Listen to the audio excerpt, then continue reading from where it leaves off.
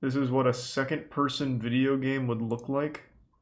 Isn't that just going to be like a text adventure? This? In a first-person game, you see the game world through the actual eyes of the player character as though you were that character, and in a third-person game, you see the player character from the outside, often from behind their back or from a fixed isometric perspective. But the existence of these two perspectives begs a question. If this is what a first-person game looks like, and this is what a third-person video game looks like, what exactly would second-person look like? Now, I'm not the first person to wonder about this. The question of whether or not a second-person shooter could actually exist is one that has plagued video game message boards just about as long as the internet has existed. It's also served as the premise for some pretty good comedy sketches over the years, like this one from Mega 64. Introducing the world's first second-person shooter!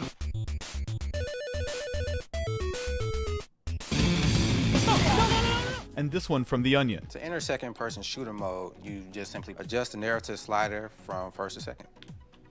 You are walking down a long corridor. Suddenly, a Nazi leaps out from around a doorway and unleashes a hail of machine gun fire in your direction. Is there some To chasing help us bubbles? actually figure out what a second-person game would really be, I think it would be helpful to look at this grammatically. In written language, the term first person denotes any writing where the point of view uses phrases like I or my to tell a story from the perspective of the protagonist. Third person writing, on the other hand, uses third person pronouns, for example, he went this way, she went that way, etc., to talk about characters from an outside perspective. Now, second person writing does exist, but it's kind of a weird one. In second person, the primary pronoun used is you. You do this, you go there, etc. The second person is actually a lot less common in narrative writing. It's actually something you're more likely to encounter in, say, a list of instructions or a choose-your-own-adventure book. Now, the analogous video game camera perspectives for first and third person writing are obvious, but what about for second person? This would just be like we know what an NPC I game looks like, in we know a what fun he game looks like, but what about a you game? Strangely enough, I actually found the answer to this before I even came up with a question, and believe it or not, it came to me courtesy of a game you may have heard me talk about once before, and that game is Driver San Francisco. True. See, for all the interesting missions in Driver San Francisco, and there are plenty of them, there's one mission in particular that I swear to God I think about all the time. The mission in question is called The Target, and it's the final mission of Chapter 6 of the game.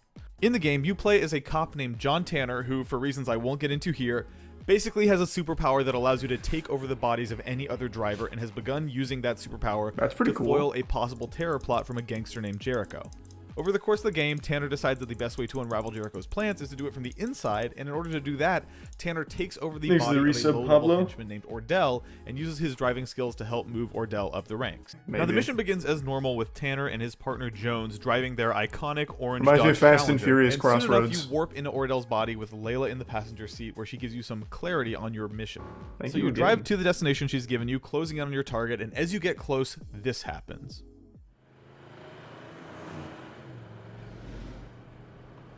Slow down.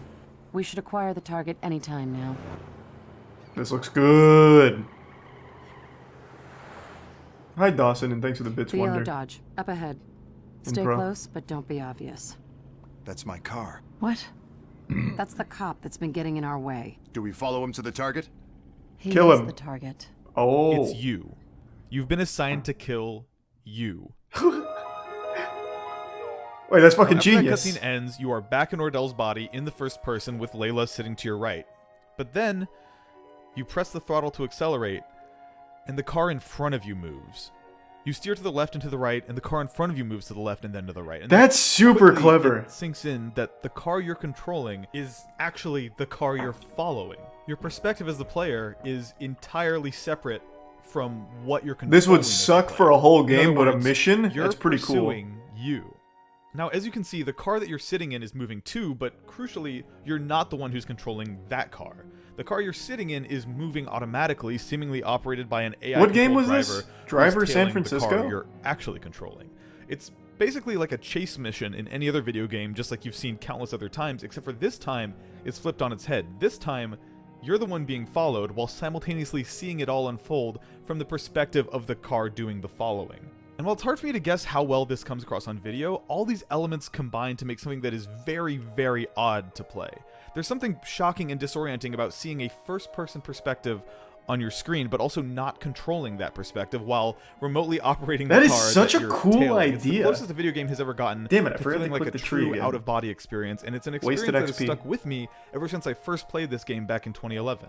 Now, when I first played Driver San Francisco 8 years ago, I kind of just played through this mission once, start to finish, marveling at the unique perspective that this mission granted you, but then moving on to the rest of the game. But I've always felt like if I ever came back to this game, I'd want to pick this mission apart and see what makes it tick, and that's part of what I hope to accomplish with this video. See, as cool as this mission is, it's also pretty linear.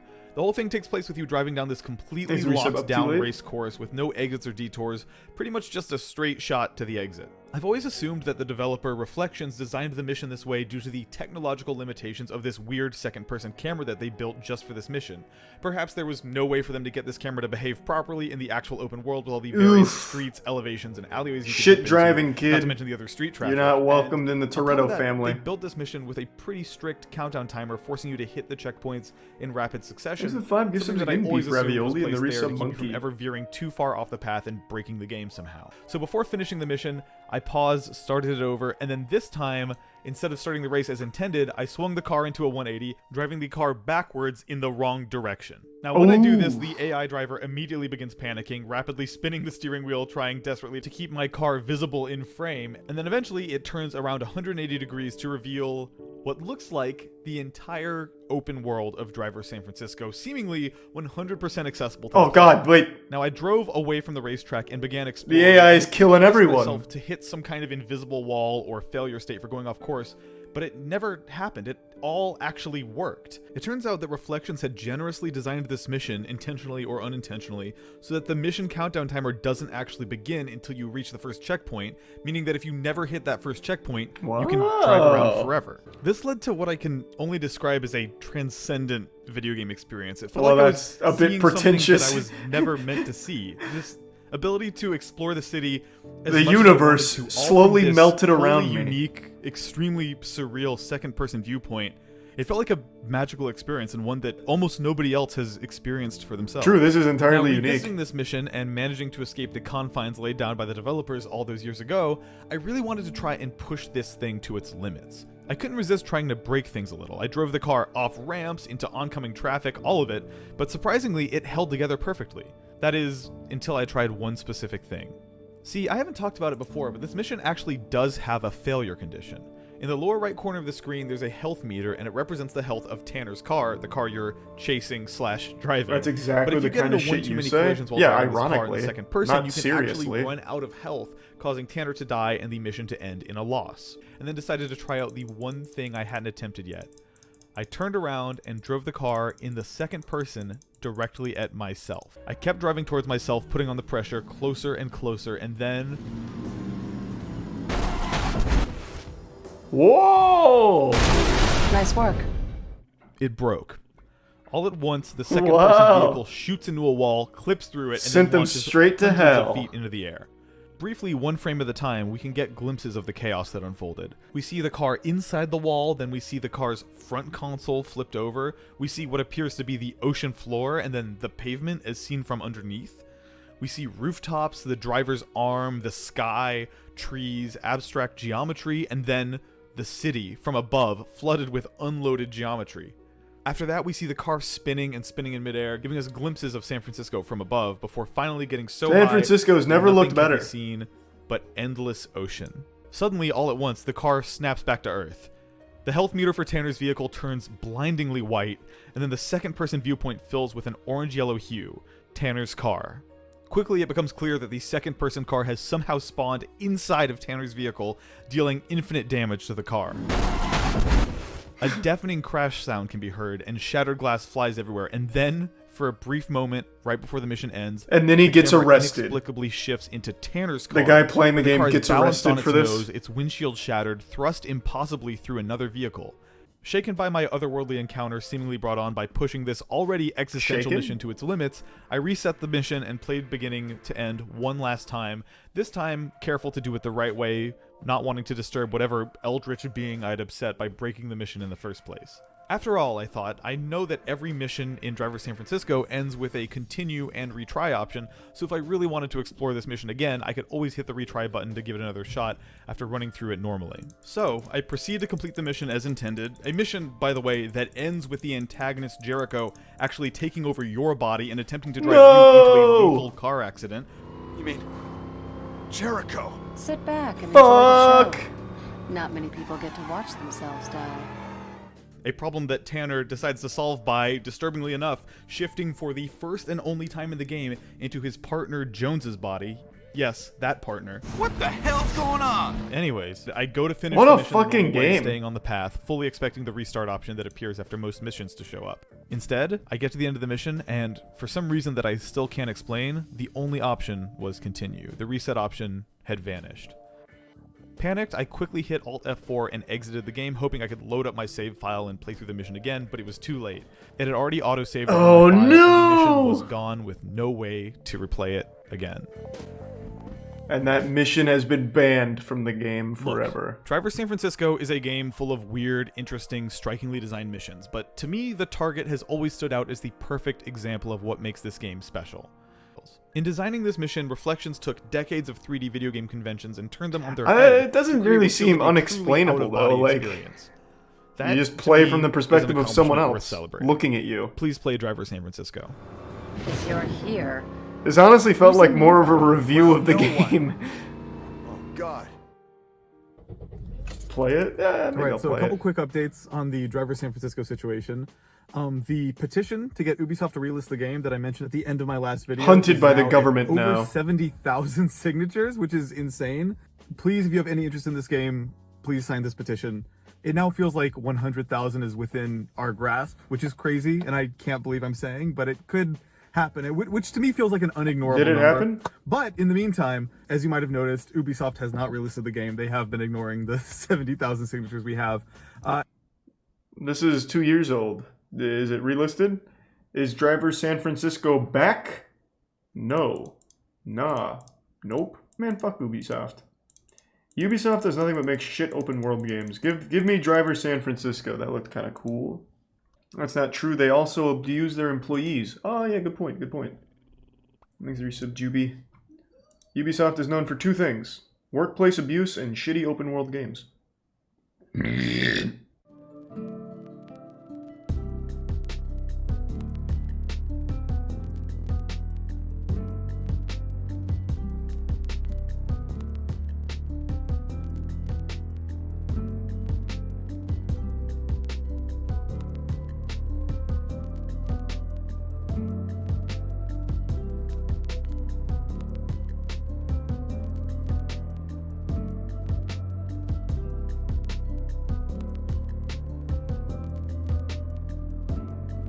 Oh, they're doing shorts now? Homeless took a child. What? What does a title even mean?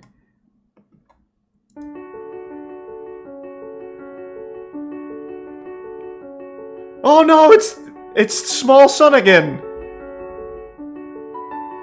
I guess he wasn't a very good father. Get away from him, can't you see he's homeless?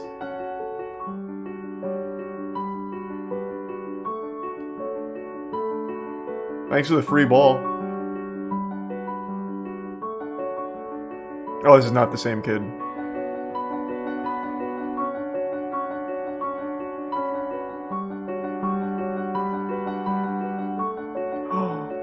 Oh my god! Bread and lettuce! And $10?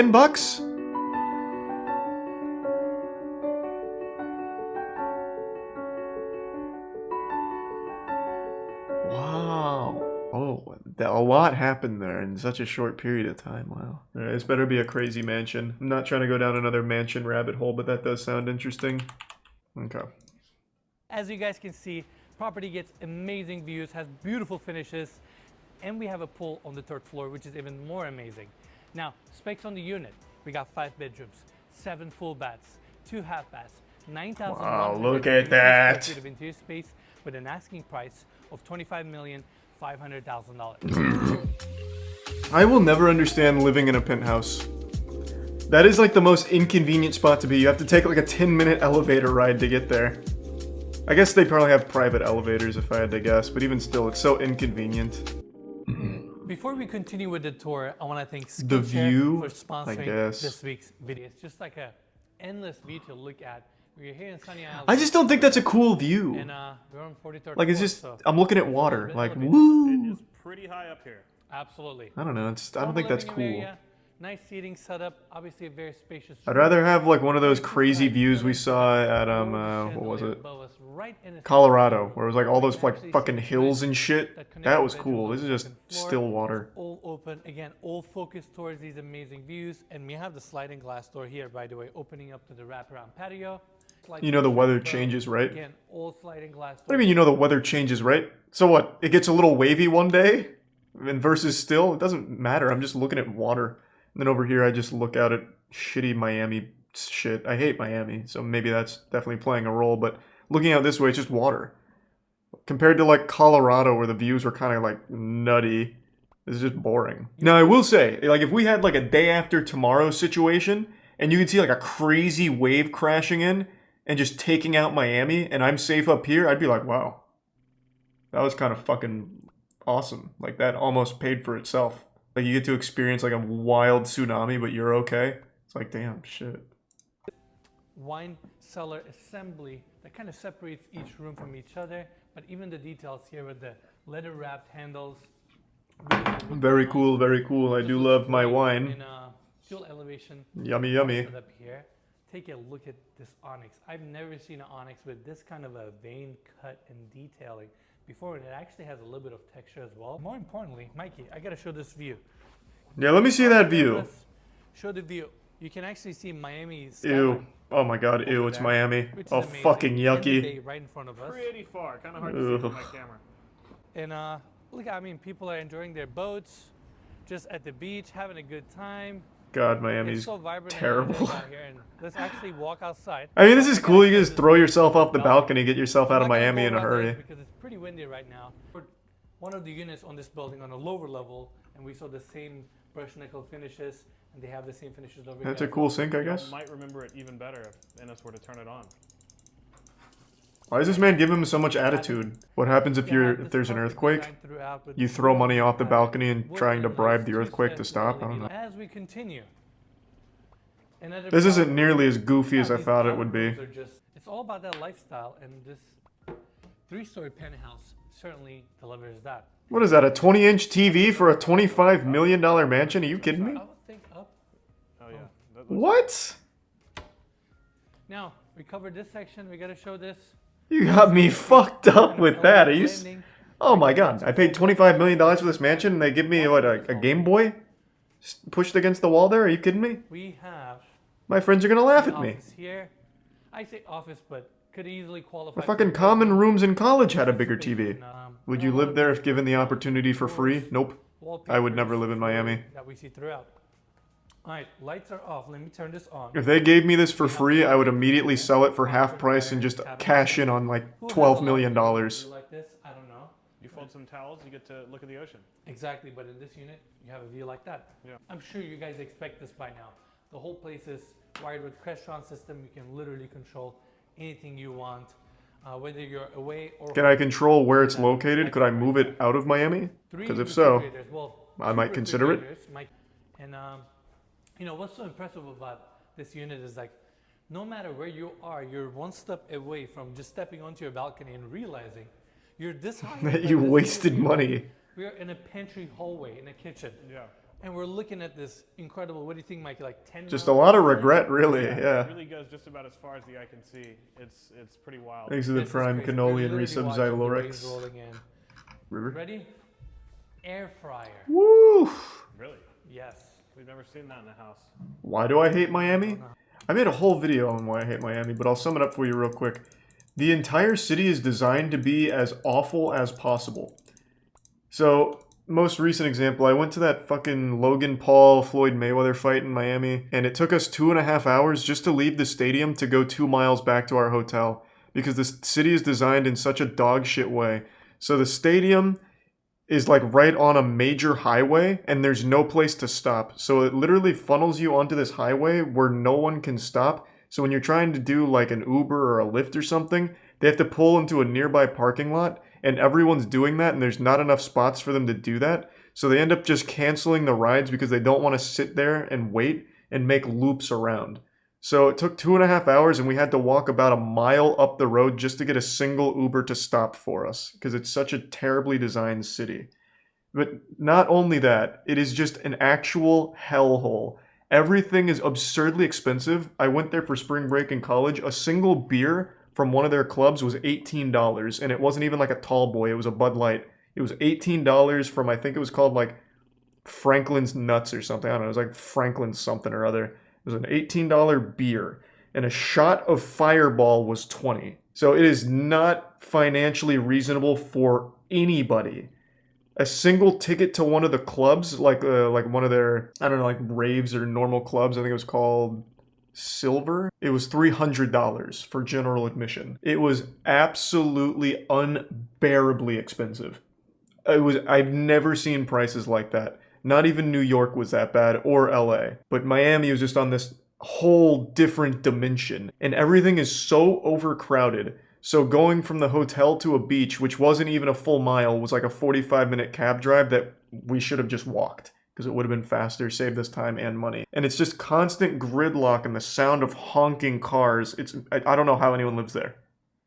I really don't. It's fucking horrible. I hate Miami. I like Miami. Do you come from an affluent family? Like, I don't know how you afford to live there with those prices, man. Miami has nice people. Is that a joke? Bro, I watched a man get his ass beat outside of a Cuban restaurant. I don't know what he did to deserve that, but dude just got fucked up. Like, in the middle of everyone. No one did shit. I got so drunk at our hotel room because I couldn't afford to drink anyone else. I left the hotel room and I puked in the middle of the street and nobody did anything. They accepted me puking on their street as like a normal thing. Like, Miami is terrible. I literally walked into a Walgreens, asked for a bathroom. They said, you're not welcome to use the bathroom here. And I walked outside and I puked on their street. Miami's terrible. Expensive. It's crowded. Talking about this air frying stuff. Trash. Trash. I don't think there's enough marble here to warrant the price tag. It's very basic. I expected it to be like really wild for this price, but it's just not. It's not goofy. It's not unique. It's just big and in Miami. Okay, wait a minute. This is kind of cool. It's a marble catacombs. Texture to this primary bedroom. That's a lot of marble. Views on the other side, just as impressive. You can see sunny isles, the resubs, all these beautiful Mahomey homes, coastline, and following behind the bed setup, this is where this primary bedroom. Now we're cooking. We have the vet bar. A lot of marble. Assembly, and the entire primary bedroom is clad with marble. Every single surface. This built-in tub is surrounded with gorgeous marble. I love all the details and intricacies and just the. Looks like a really uncomfortable bathtub though. And they have this overflow marble looking design. nice. You can actually run this tub and overflow it because right around it we have this big reveal where there are actually 2 drains. So you can actually overflow it, enjoy your hot tub without worrying about splashing or getting your floors wet. Now, I mean, I'm sure I could splash on my floors if I wanted to. It won't stop me. Yeah, not bad. Some cool marble. But overall, not that goofy or wacky. Nope, still haven't been able to get the Rolex appraised. We have to go to like some kind of fucking crazy laboratory because no Rolex places will actually look at it. They're not allowed to. It has to go to one of their approved labs. Can't you just take it to a pawn shop? Yeah, I'm gonna trust a random pawn shop to tell me if the Rolex is real or not. This shit is super fake. I'll give you $5 for it, which is 10 times what it's worth. I do think the Rolex is fake, but I want to take it to a real professional. Robinhood got hacked? Bro, if you're still using Robinhood, you're like asking for a disaster. That fucking platform is so unbelievably shady. I don't think they got hacked. They probably just reported a hack and then took the money themselves. Battlefield 4 Illuminati Easter egg is insane. It doesn't sound very cool, but just for you, I'll look it up. This? From 5 years ago? Good lord, what the fuck? Hey guys, Jack here, and today I'm going to show you probably the most elaborate Easter egg that Battlefield 4 has to offer, and it all starts on the new Legacy Operations map, Dragon Valley. On the map at the H temple flag there is a small phantom skull on the wall here. Very interesting. If you stick around this area for long enough, the lantern above will start I didn't flashing. play enough Battlefield Yes, 4, I don't you even guessed recognize it, this. This is Morse code. There's The recent language walk. is Belarusian, and when you translate it, it says, "Did you miss me? Good luck. JJJU." JJJU, of course, being one of the masterminds behind some of the more mysterious and elaborate Easter eggs. Oh, wait, I remember this channel. Don't developers tell him the Easter egg for him to make a video on it? It's that guy, right? I remember reading about that on Reddit. That might have just been a conspiracy, I guess, but I'm assuming it's this guy. No, he figures them out? Okay, it might have been someone else then, or I'm just completely misremembering. I remember on Reddit a while ago, there was this big thread about how developers of, I don't know, some game doing Easter eggs, I thought it was Battlefield, reached out to like content creators to tell them the Easter egg and pretend like it was something they found to make a video for it. But might not have been this guy, or might have just been a completely different thing. Eggs in the BF4 expansions and new maps. Obviously, this is a hint. There's something to find here. Take a look at this. If you're on an unranked server, some of the lanterns around the temple will be lit when the round starts. It's usually 2 or 3 of them, the rest. And finally, the 7th button, which is definitely the hardest to find, is located inside a tree you have to destroy between the A and B flags. Take a chopper up the hill and jump out. Slide down, blow up the tree with some C4, and you'll find the button hidden inside the... You sure this isn't the guy that gets told the Easter eggs? Because this seems impossible to find on his own. Temple. Each button will change the current state of a... Especially knowing how many either buttons. on or off. But get this, which lanterns the button affects changes each time the map is restarted, as do the original lit lanterns, so every solution to the problem is different. There is no definitive global answer here. But what are we meant to be doing here? Obviously, we've got to light all 20 lanterns and see what happens. So how do we go about doing this then? Well, it's a little bit more complicated than just pressing all of the buttons, and it takes some time, some drawings, and coordination. Record that, Holy turn fuck. it off, and move on to the next button, and so on and so Alright, I just forth. want to see what the Eventually, payoff is. This looks very only intricate. employees have had access to until now, and it's actually one of the most Oh, it's a standout camo. cameras in the game. Pretty cool. Equip your cam. Now, remember those words from This is the camo you get? earlier in the process, but you... Man, that's a really shit camo. It's not even like a camo, it's just white clothes. Like, there's no cool design or anything, it's just, we just gave it some white clothes, I guess. That looks like shit. It's a dev-only camo? No, I get that, and that's cool, but look at Halo 3's dev-only camo. Halo 3's was fucking awesome. Is there even still videos of it left? Like, that one was fucking awesome. That just looked like shit. Says the man who only wears white. Yeah, but I only wear white because it's convenient. Like, I just go to Walmart and get a pack of like 3. That, I had to spend 20 hours looking at codes and doing geometry. And then I get white shirt and pants in Battlefield. You don't show up on thermal scopes with camo? Bro, I don't care if it gives you God mode. It still looks like shit. That wasn't my point that it's useless, it's just that it looks like ass.